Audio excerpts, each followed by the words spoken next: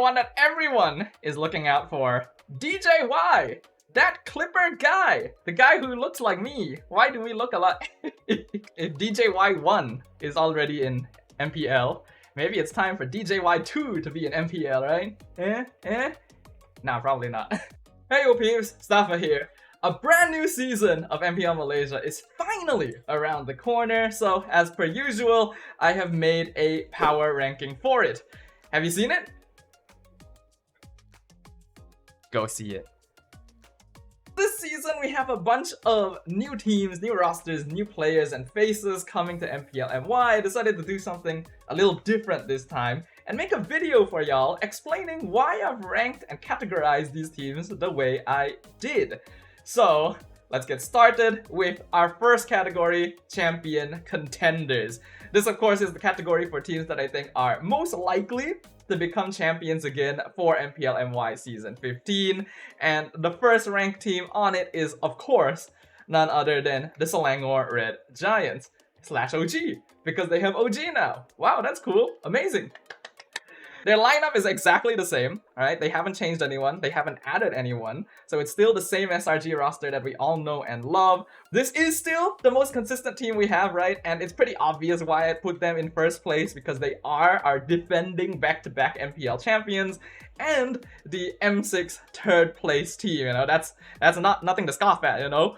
But even though I'm big fans of this team, right, they are literally my favorite team, I will be the first to admit that they haven't quite been performing the same way we'd hope from them compared to their past performances, right? The easiest thing to see is their recent result in SPS, where they got eliminated in the group stages, which is really not good. And it's not that their gameplay has suffered, but I do think that this is a team that needs a little bit more experience overall. We have to note, despite everything, this team has not actually had that many international experiences. I know that doesn't account for much because Onyx and TLID exist, but I digress, right? We all have to admit that their gameplay was less than stellar, and I think one of the biggest culprits in SPS was the fact that the drafts just felt a little bit too safe, you know, a little bit too meta, didn't feel SRG enough, and that personalized style of gameplay is what brought them this far in the first place. So going into this season, I'm hoping to see a bit of a return to form. They've already specifically decided to sit out of the IESF tournament this year. They already said they were going to do it last year, so not a big surprise there.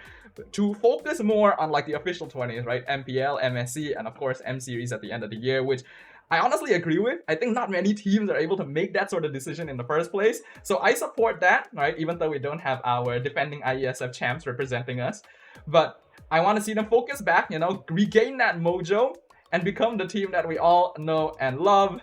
Even with all their flaws, right? I still think this is the strongest team we have, which is why I put them in number 1. I also have to say, it's kind of funny looking at this picture because you see everyone looking so serious, you know, so focused, and then Cram is just... The team that I've ranked right next to SRG in the Champion Contenders category and also in second place in my power ranking list is none other than Team Vamos. And straight away, I have to say, right, Dare to be hated is an awesome tagline. Team Vamos, of course, is a team that has a good bit of controversy in their history, but you cannot deny the results that they have produced. Consistently one of the strongest teams in MPL, and honestly didn't do a bad job at all in M6, right? I definitely still think they are one of the teams that will be in the running for champion, right? Could potentially steal it away from SRG if they're not able to bring that mojo back. They have retained most of their original roster, but made some notable changes, which is replacing Warlord with Clawkun coming in from EVOs, as well as bringing in some new faces, Hacks, as well as Error 404. And I'm gonna say right now, Team Vamos, you guys really pulled the rug out from under us, showing Error 404 all hooded and secret and mysterious in your reveal video. Had everyone thinking, ooh, is this some awesome import jungler like Irad or something? And then it turns out it actually is just a new player called Error 404. I'm watching you. It's also awesome that Error 404 is actually not even an MAL player. He is a pub player, I've heard, I hope I'm not wrong about this, that was recruited because they saw him having very high potential. And based on their performance, in like the recent MPL Esports and the IESF qualifier, I can see why, right? Chibi is one of our most consistent junglers ever since he debuted in MPL, so those are really big shoes to fill, and Era 404 has already stirred up quite a lot of interest with just his performance in recent days. I think what will determine whether or not Vamos is really able to contend for that throne, though, is how well the new players will mesh in with their gameplay style, right? Because Vamos is known to be a very aggressive team, very show-offy team as well, and I think Warlord did a good job of pulling that chemistry together while still enabling aggressive gameplay.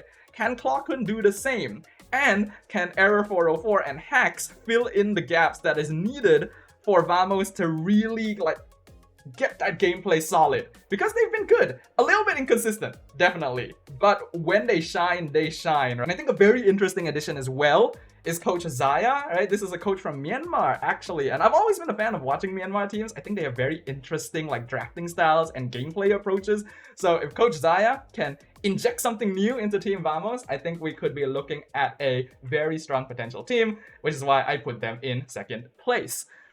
The next category is the playoff contenders, and these are teams that I think might still be a little bit short of becoming our next champion, but are basically guaranteed to go on into the playoffs because of various factors, right? And the first team that I have here is, of course, none other than Todak. I used to hate Todak, but not anymore, because I really like the approach that they have these days. Back then, I gotta be honest, I did not like Todak because I felt like they took the competition like too unserious, you know? They were so strong that they could just basically do whatever they want and get away with it. But now they've got new faces, you know? They were testing out different lineups last season. Looks like they finally settled on one, so they don't have a football field size team anymore. But I really like the players that they have stuck with, right? I'm a huge fan of Yanlord, I'll straight up say right now. This player does not have a lot of experience in MPL, but man, it does not feel that way. Then we have veterans alongside him like Zaim Senpoi and Momo, both of which have been very consistent throughout their stint in MPL, regardless of which team they've been playing for, and Zayed, who has been popping off once again. He is rising the ranks to becoming one of my favorite junglers locally, just because he's willing to bring different heroes than the meta, just because he's so good at them, right? We saw a lot of his Lancelot last season, and then we saw his Harley in the playoffs as well. But what will really determine whether or not Todak is simply a playoffs team or a champion-ready team is how well some of the newer players will be able to slot into this dynamic, right? We've got Hazelnut, we've got D, and we've got Saihin. I'm gonna know how to pronounce his name when the season starts, but right now I do not know, so sorry, sir. I think they've been doing pretty good, actually, right? Even in recent MPL Esports, got pretty far. And just recently in the IESF qualifier, Todak was the champion. They actually beat Vamos, and they're going to be representing Malaysia at IESF, which I'm very happy for, right? A lot of these players deserve a chance to shine on the international stage. This is an aggressive team. There's a little bit of that classic Todak Langar, but also at the ability to pull that back so that they don't go too far with it, which I think is what really caused the old lineup a lot of problems. And then we still got Saiful and Kuja as the coaches, alongside Zol as well.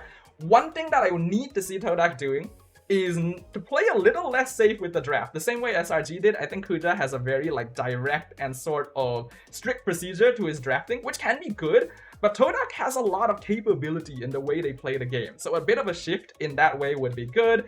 And depending on how well the new players acclimate, I do actually think Todak has a chance of vying for champion as well. But since I'm not sure about that right now, I'm gonna put them in third place in the playoffs contender category. Right next to Todak in the playoffs contender category is a classic rivalry, the Homeboys. This has been dubbed the 2.0 lineup for Homeboys because, as we all remember, the 1.0 lineup went on to become Team Vamos, and they've had a lot of difficulty. Their performance last season was less than stellar, to say the least, but because a lot of other teams were doing even worse, Homeboys still makes it on, and actually didn't do all too badly, all things considered. They've still got faces like Izanami as well as Amal, but we've also got some new ones coming in. We've got Vel, aka Veldora, and Ivan, aka Van Strong, coming in as imports to really strengthen the roster. And then we have Mel QT, which is a face that I've not seen in a little while. You know, I think the last season he was in was I don't even remember, season 12 or something? I'm probably wrong, but you guys will tell me that in the comments. And I really liked Mel QT when he was playing last time, right? I think he was really aggressive, his farm was pretty solid overall, And when Homeboys was playing for Fiala Esports, I believe, he was doing really good. Really happy to see him back, and hopefully he will be able to still bring that same energy to the table, because Homeboys really needed the strength of like a main carry. And we know that Izanami is a kind of fan favorite in MPL MY for a long time, but has had a lot of difficulty in the competition because he's a really good like support player, but he needs a good system to support in the first place. He needs people to elevate around him. And I am very sorry to say this, I do feel like Amal has still been a little bit lacking. This is a player that had a lot of potential when he first debuted, right? That's why teams snatched him up in the first place, but hasn't really been able to reproduce those same results or improve compared to some of the other junglers we've seen, even after so many seasons. He unfortunately still feels like a bit of a rookie, even though he is by all means an MPL veteran at this point. And I really think he needs to be able to lock in there because he definitely has the mechanics. He definitely does. He would eat me if I played against him. But in the grand scheme of MPL, it's just not enough, and like the consistency is not there. So they really need to be able to focus in on that so that Izanami has someone to play around. But I think having Vel and Ivan, again, I need to know how to pronounce these names, will help Homeboys a lot. And honestly, they've been doing pretty good in recent tournaments. So I think we do have to keep an eye on them. And that's exactly what I will be doing. It'll be very nice to see the Homeboys rivalry rise up once again under new faces. By the way, is this Homeboys or like middle part boys? Because like literally everyone has the same hairstyle here. Like, is this the new in thing or something? And did someone forgot to give Amal his reminder to do the same hairstyle? Because he's looking a little left out over there on the side, guys. That's not very nice of y'all. Then our final team in the playoffs contender category, Monster Vicious. And this is a team that captured a lot of people's hearts last season as one of the only teams with a full local lineup, and yet still showing such dominating performance against teams with imports. They're no longer a full local lineup. They've replaced Martisi with Roundel, who is on loan from Alter Ego. And Roundel is a pretty solid mid laner, but it remains to be seen how well he will actually mesh in with the rest of Monster Vicious, right? Because this is a team that has a lot of chemistry. They've been playing together for a very long time. And you can really see that. The way they move around the map, the way that they're able to communicate and go for objectives is one of the cleanest among the rest of the teams we have. I love Nova. I think he's a great setup tank. I kind of wish he would play more setup tanks, actually, because I feel like he's been playing more on the backline utility for last season. So I want to see more of those crazy Nova catches. I know the Franco hooks, not sure if we'll see that, but hey, a man can dream, right? I think Uni has great mechanics, his hero pool is very solid. I still believe Zeno is the most improved MPL player that is still active across his entire career. The difference between his first debut and now are literally night and day. Subway maybe might get a chance to come in here and there, right? He is of course a tank jungle specialist, which wasn't very good last season, but I do feel like the meta has opened up a little bit more for that now. And Ruff is of course very solid as well, you know, one of Chiku's old proteges.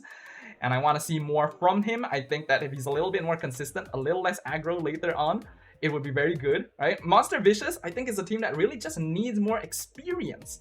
Because the potential is 100% there. You can see it, you can feel it in your bones, in my bones. And I want to see that come into fruition, you know. And of course, we have Haru, Sora, and Rexvin, the premier local coach trio, right?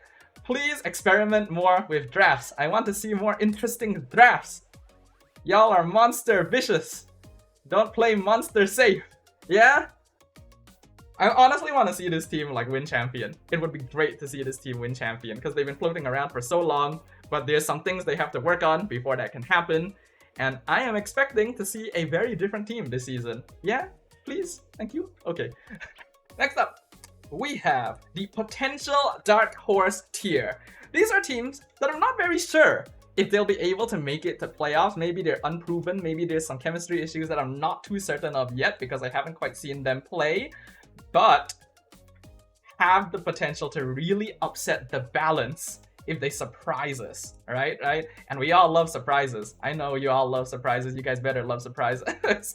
So because of that, a very surprising placement here on my power ranking. In 6th place, I have DX Seoul Esports, a team that actually came from MAL last season. Not even in 1st place, they actually had to beat Team Hack to earn that position. And they have really surprised us recently. This is a team that actually got top 4 in the recent MPL Esports Malaysia, despite mostly being rookies and tier 2 players. Despite the fact that they have so little experience overall, they've been able to take games from much more notable lineups, right? They took a game off of Homeboys. They were able to beat Aero Esports quite handedly, and JP Niners as well. So I think we cannot count them out. There are, of course, some familiar faces here, right? We still remember Zed from many seasons ago. This is a guy with a similar sort of status to MelQT. He really surprised us when he first debuted and hasn't really had a chance to shine again on stage. So really happy to see him back. Stone, actually going to be playing back in the mid lane is very exciting, because while he was one of the best roamers we had back in Season 12, I believe, when Demon Kite was with the RSG MY roster, I do think that this is a better position for him to be able to keep an eye on what is happening across the map and basically control how the team is going to be moving around. Then we also have Arasi coming in on that side, and we have a bunch of brand new names and players here. And I'm really excited to see what they have. Unfortunately, I don't watch a lot of MAL, so I don't have a lot of information to work with here compared to the other teams, so I probably don't have a lot to describe specifically. And I also avoided watching too much of like MPL Esports and IESF because I want to be surprised when MPL starts. So unfortunately, I cannot analyze too deeply about like, oh, what does this team need? What is this team lacking? Because this is a new team, right? But I will say I am very excited to see what they will bring to the table, because MAL lineups that got promoted into MPL in the past have not had the easiest of times. And this is also the first MAL team to make it into MPL by defeating an MPL squad, because before this, teams have only made it up there through being first place in MAL. So let's see what happens. I'm putting them quite high. In fact, I'd be tempted to put them higher just from the fact that they've already beaten some of the teams I ranked above them. But since they're largely unproven, I'm gonna put them in 6th place first, and then we will see what happens next. Alright? Yeah. Right next to them, though, we have the JP Niners. And this is a team that has had its ups and downs in the past. Looking at their roster, they have also gone through a little bit of a switch up overall, right? We have a lot of familiar faces here. I believe Lolil as well as ZQT are the players that have stayed with JP Niners from last season. But besides that, they've made basically a complete switch up, right? And some people have already taken to calling JP Niners Homeboys 3.0.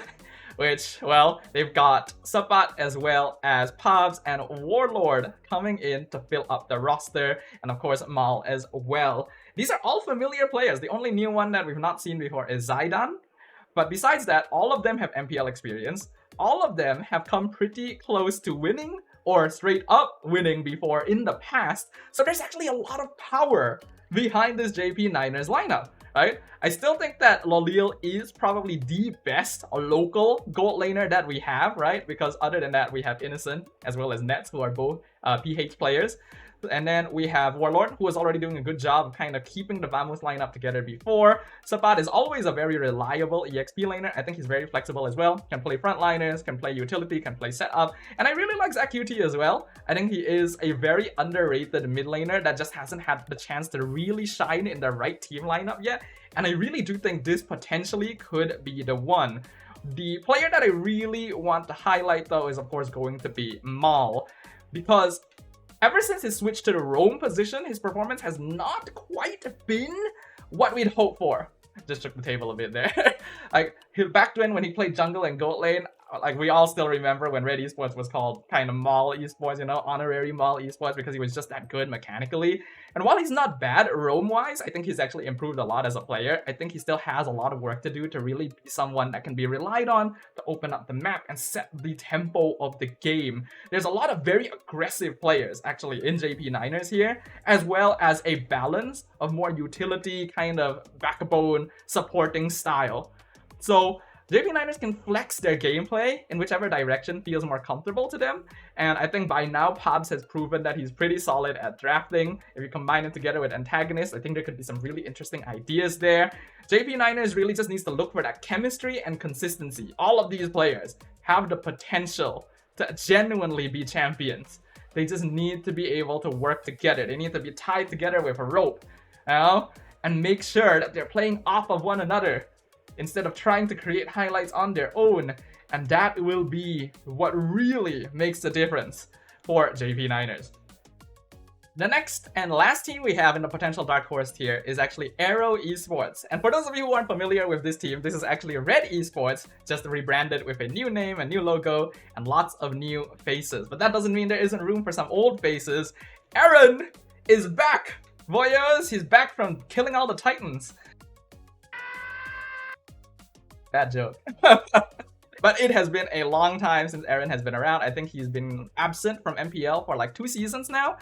He was previously Ren QT as well. And I've always really liked Aaron. He's not a very flashy EXP laner, but he is a man who gets the job done. And I always have a soft spot for EXP laners who get the job done. You know, their goal isn't to be flashy, isn't to like set things up, be aggressive in the front line.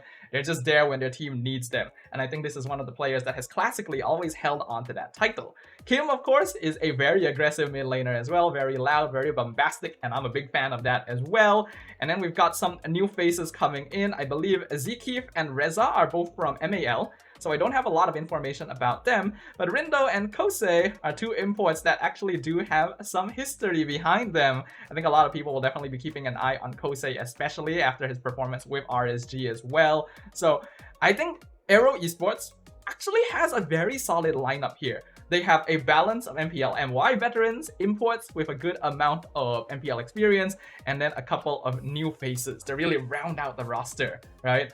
I think what this team needs is to figure out that chemistry. It's in a similar vein to JP9ers, because a lot of these players have not had the chance to play together before, right? So being able to figure out how well they play together, what are their personal play styles, what are the strengths and weaknesses that they can play off of, is what will really determine how far Aero Esports can go. That's the whole reason I put them in potential dark horses, because genuinely, I have no idea how strong this team could potentially be. Their performance in PL Esports, unfortunately, was not the best, but again, I'm pretty sure they're still figuring out that chemistry, right? They haven't been able to play together for very long, so as the season progresses, we might get to see a little more. But now that the seasons are shorter than they used to be, there's not a lot of time for them to figure that out. So hopefully they're working hard at it, because I genuinely do want to see this team make it pretty far. I think they have the potential. It just comes down to time and drive. Now, lastly, we have the needs to prove themselves category, and these are teams that I think are probably a little bit on the weaker end of the overall MPL team roster. Starting off with the team I have ranked in 9th place, which is none other than Team Ray. Now, Team Ray has kept basically their entire roster from last season intact, if I'm not wrong, right? They still have AJ, Evie, Trap, and then they have Virgie, as well as Kids, who has changed his name to Lazir. I was very thrown off by this when I was doing the ranking on stream, because I thought, oh, this is a new player. I wonder where Kids went. And then I looked him up on Wikipedia and realized, oh, it is him. So like, why are you guys changing your names so much? What's wrong with your old names? You guys did the kid grow up or something? You guys are confusing me. I do actually like a lot of the players individually on Team Ray. I think AJ has been a very surprising show up. Like, when AJ and Evie came back to MPL after many seasons of absence, I thought it would take them a while to catch up, but I was honestly pleasantly surprised. I think AJ and Evie both did a very solid job. I think they still can improve a lot, obviously. Everyone still can, but it's a good starting point, and I want to continue seeing their growth. Then we have Iris coming in here. Very aggressive, very explosive EXP laner, which you love to see. He will be able to set up a lot of things. And if he's able to play around the artillery mages of AJ as well, that'll be very, very good combo potential. But it means that you're going to have to play either Iris or Evie, which is going to be interesting. Trap, still consistent. I don't think there's anything too outstanding about him. In the same way that he is not a bad player, I don't think he's a super stellar player, but he really does the job well. His farm is good, his positioning is solid. He just needs to have his team play around him. I think Virgie and Kids also honestly didn't do too bad last season. I really actually liked the heroes that Kids was bringing to the table. We don't talk about the Cho jungle, but besides that, it was fun to watch him. You know what? The Cho jungle was fun as well. But man, I hated it. And we have Dinesh coming in as a new player as well. So I like that Team Ray has kept most of their lineup intact. It's very important. I think a lot of MPL MY teams don't really do this often, which is like keeping their players together to build up chemistry over time. Like every time they don't do well for a season, they just instantly swap out players, and just that's not giving them enough time to really mesh well together, you know? So I hope that more teams kind of figure out, hey, maybe we need to give our players a bit more time. And right now, that seems to be what Team Ray is doing. Unfortunately, they just barely missed the cutoff point last season in 8th place. Considering the types of rosters and players we're seeing from all the other teams this season, I unfortunately do have to put them kind of low on my ranking. But I do think there is potential here, and I would be very happy to see if they could prove me wrong. Now last but not least, we have the team that I have ranked 10th, aka the weakest in my preseason power rankings, and that is Ocean Black, our most recent champion of MAL, previously known as Miracle Gaming. Now, the reason why I have ranked this team as the lowest is the fact that this team has the most new faces. I believe they have kept their entire MAL lineup intact, which I will say is a very good thing. Thank you, Ocean Black, for keeping your entire team intact. I'm usually not a fan of teams that like make it out from like the academy leagues or the development leagues, and they just get rid of all their tier 2 players, the ones who work so hard to get there, to just replace them with like MPL mainstays and stuff, right? Not a fan of that. Like, I get it, I understand that's what you need to do, but leaves a sour taste in the mouth. That doesn't mean that they didn't bring in anyone new though. We of course have Rippo, the big man himself. Man, his face is big. And of course, I think the one that everyone is looking out for, DJY, that Clipper guy, the dude that yells at chat. The guy who looks like me. Why do we look a lot? If DJY1 is already in MPL, maybe it's time for DJY2 to be in MPL, right? Nah, probably not. Ocean Black has a lot to prove. I unfortunately really don't have a lot to say about this team because, again, I don't watch a lot of MAL. I have no idea how strong these players are because these are all new faces. Right? They don't even have like old MPL players that dropped to MAL. This is literally a brand new, fresh team, which I do like. I really like that we have a brand new, fresh team, right? We've had the same teams in MPL for so long that unfortunately it is starting to get a little bit stale. So a new bit of life is great. But we've already seen what happens in the past with MAL players. Unfortunately, the tier 1 and tier 2 scene, even in MPL MY, is very, very different. Like the level of competition is quite high up there. So that's why I have them in last. That's why I have them in the needs to prove themselves category, because they genuinely need to prove themselves. They need to show the world why they are to be feared. They need to demonstrate that they are here to fight. They are here as a competitor. The reason why I have, DxSoul so far up compared to Ocean Black, even though they were second places in MAL, because they've already done that. Top 4 in Piala Esports against like really notable and long-time MPL mainstays is not a small feat. Ocean Black unfortunately got eliminated in the group stages, so we really haven't gotten to see a lot from them, but hopefully we do get to see a lot from them. And hopefully DJY gets to play on the main lineup, because then he can create content to clip for himself. But yes, with that, that is all of the teams ranked before the season has begun. Now, remember everyone, these are predictions before the season has even started, right? I don't have information about a lot of the new MAL players coming in. I don't have a lot of information about the new imports coming in or how well all of these rosters work. So I am 100% expecting these predictions to be very wrong by the time the end of the season comes. And maybe I'll do a video about it, laughing at myself about how terribly I did. Like, oh my god, look at this stuff. Look at how bad your ranks were. You're a disappointment to the clan. Yeah.